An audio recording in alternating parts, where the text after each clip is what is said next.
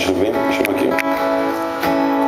והיה מסיבה מקסימה ויש שם הרבה וודקה עם תפוזים או משהו רעיל אחר.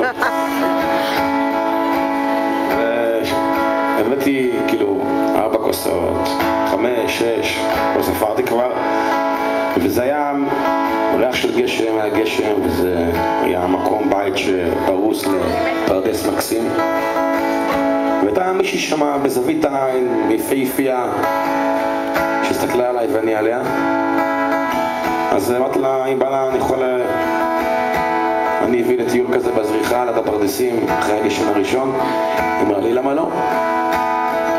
והלכנו וטיילנו, והיה באמת אחד מהרגעים שאתה זוכר תמיד לכל חייך, את הריח באוויר. והרגע שאני מתחיל להיות לא מאוהב בה ממש, אבל זה משהו. ואז ליוויתי אותה לבית שגרה שם די קרוב, והבוקר השיר הזה נכתב עליה.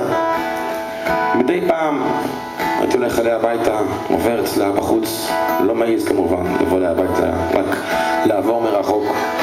והשיר נכתב עליה, והרבה מאוד שנים היא לא ידעה שהשיר הזה נכתב עליה. ואחרי כמה שנים סיפרתי לה. היא אמרה, שיר נחמד.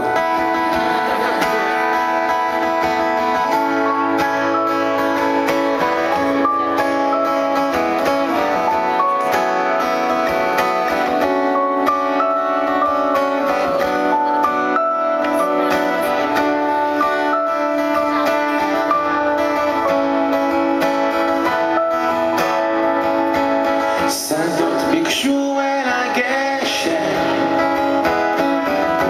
הגלים ביקשו אל החור, ואני ביקשתי את ליבך לכתוב.